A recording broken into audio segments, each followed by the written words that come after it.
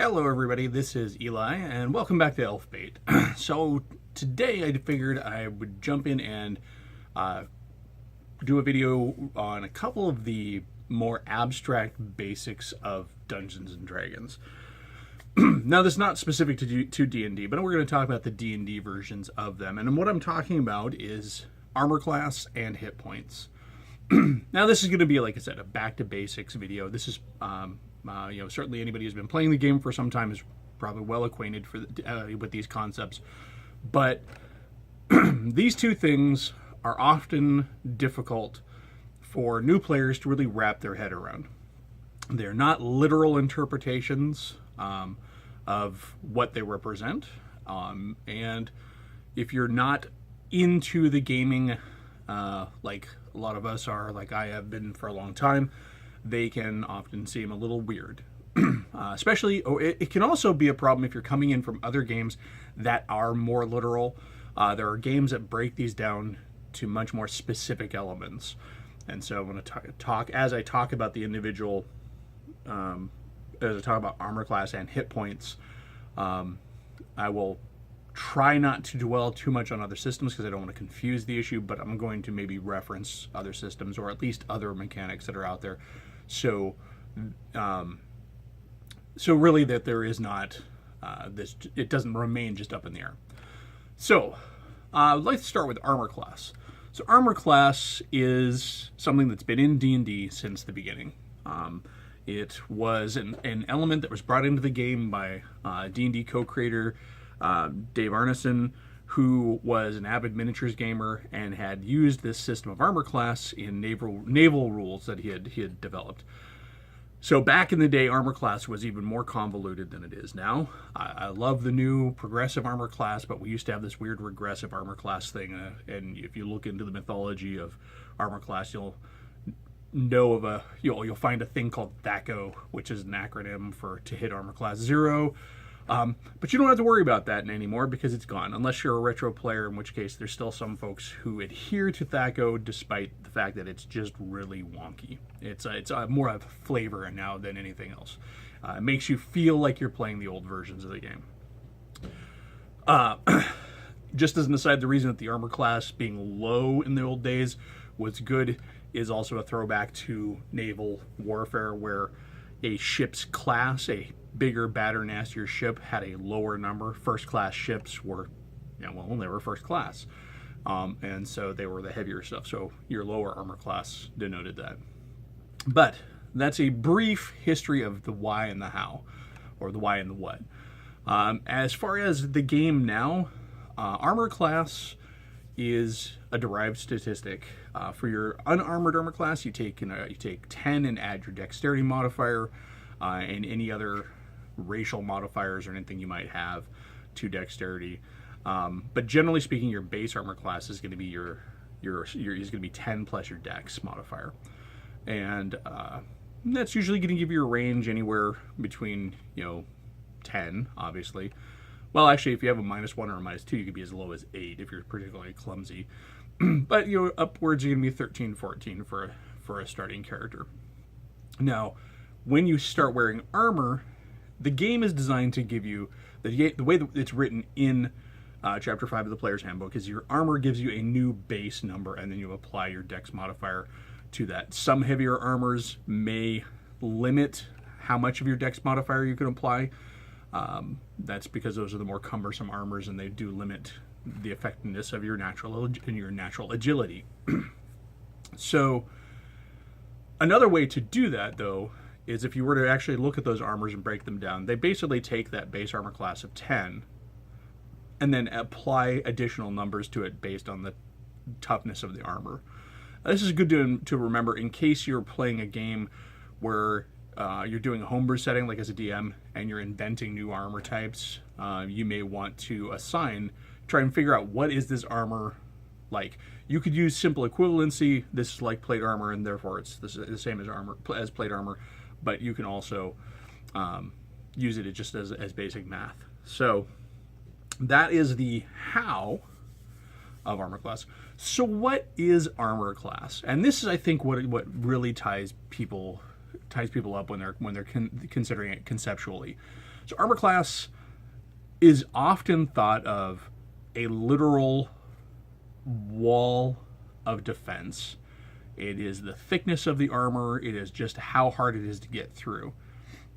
But this doesn't exactly track, because armor, some light armor, can give you, with your dex modifier thrown in there, an equivalent armor class to, say, a heavier armor class, a heavier type of armor with less dexterity applied to it. So the idea of armor as just a wall of damage-soaking material does not necessarily ring true. Armor class is more abstract than that. Armor class should be looked at as not only how impenetrable your plate mail is, but it's also the structure of the armor. A to hit roll that doesn't beat your armor class could be looked at as simply stopped, but it could be looked at as a glancing blow. Many types of armor, especially in case of plate mail, are designed not only to stop armor from penetrating, but also to redirect the energy of a blow around the body. That's why plate mail tends to be round, and why when you see these fantasy character races like dwarves, a lot of time are interpreted with these very square, flat armors. I just gotta cringe, because in those cases, that armor is just relying on dense thickness. You see this in modern tanks. Modern tanks are all kinds of slopes and angles, because that adds to the overall protectiveness of the metal. You can only throw so much metal on before you really start to detract from the ability of a vehicle or a person to function. So maximizing that metal will certainly help.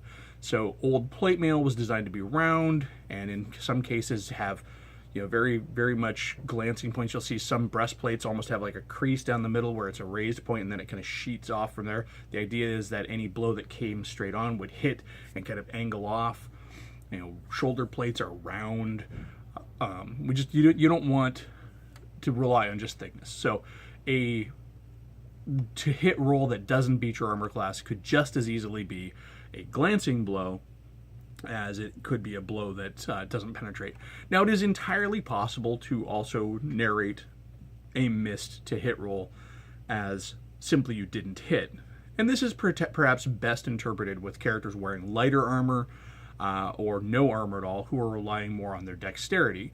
It is more likely that they are going to maneuver their way out of the way of a blow, as opposed to just soaking it up. Somebody wearing leather armor is less likely to want to get hit by that axe than they are to just let their armor take care of it. Now, it's completely up for the interpretation of the GM and the player, but in understanding what armor class is and how it works, I think it's best to think of it as this abstract that covers basic penetration resistance, the effectiveness at reducing the energy of a blow, glancing, and also just simply not hitting. So, it's, armor class, beyond that, it is pretty easy to understand. I guess we could go into a discussion for a moment on natural armor classes and stuff. So, the thickness of a dragon's hide, or the bony plates on something. Those are often going to be more of a matter of just brute force resistance. Though, nothing's to say that those bony plates aren't arranged in a way to try and divert the energy of a blow, or that a dragon's scales aren't also doing that. But magical resistances that impart armor class bonus as well, that is certainly up for interpretation, and the language of a spell is often going to determine that. If it is a spell of endurance or whatever, just not even going to get into individual spell names, but because there's so many of them. But if a spell is just boosting your armor class, it could be that it is just simply hardening your skin, hardening your armor. But it could be something like a shield spell. Could also be blocking blows, deflecting blows. It's not necessarily just a matter of just taking the brute force. So really, that's all there is to say on armor class, I think, for the basics. Now, as far as hit points go, hit points is another vague abstraction in game rules.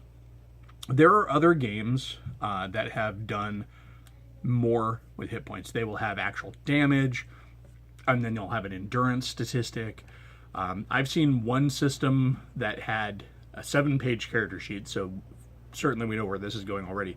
But they had a separate set of damage for mental damage and a separate set of damage for physical, like actual tissue damage. They had endurance. They had a fatigue monitor. I mean, you can get super complex with damage statistics in games. Dungeons and Dragons, on the other hand, has decided to just kind of lump it all together into one abstract concept, and that's hit points. Now, hit points is really designed to express a character's ability to weather damage. It is not life points per se. It is a amalgam of their physical ability to take damage, but also their ability to shrug off damage, their ability to power through that damage, to fight on through the pain, through the fatigue, and just through that, and even not just the physical aspects, but also the moral aspects, morale aspects, not moral aspects, morale aspects of damage. A experienced fighter who has 60 hit points, is more able to take damage than his beginning fighter with maybe 20 or so hit points. And it's not because he suddenly became bulkier and he has more meat to chop off of him. It's just that as he goes up in level, he learns how to just shoulder that damage, shoulder that fatigue, and just take it, just power through it. It's his resolve, his endurance, his overall combat morale. It's his ability to just to weather damage. And it does become an abstraction. So it's easy to get caught up when you're narrating damage or when you're conceptualizing damage as a player to think of, man, I'm cut to pieces. Why is it that, it's like, why is it that this guy can take, 1,000 arrows and he's still fighting? We all know that in real life, 1 or 2 arrows and most people are down. Fantasy heroes are a different lot. If you look at a lot of fantasy art, and this is where a lot of this comes from, these characters are often shown with 3-4 arrows stuck out of them, still holding their sword, blood dripping from gashes in their body, and they're just wading through. Look at the old woodblock paintings of samurai where they're sitting there fighting. They've got all these arrows stuck in their armor, and they're just beaten and bloodied, and they're still just cruising through and cutting everybody apart. So yes, hit points is not literal damage capacity. It is that plus the ability of the character to weather that damage, to be able to shrug off the effects of that damage. Physical damage is one thing, but then there's the mental battle. Even in real world today, a fresh out of basic training soldier on the battlefield is less likely to crumble under withering fire and a bullet wound than somebody who's maybe taken a few of them in the past. Now, they still hurt and they still do damage, but it's how you've learned to deal with that damage, how you've learned to deal with being attacked by a dozen goblins who have been whittling you down by a dozen different rolls, 2-3 dozen rolls at d6 a time.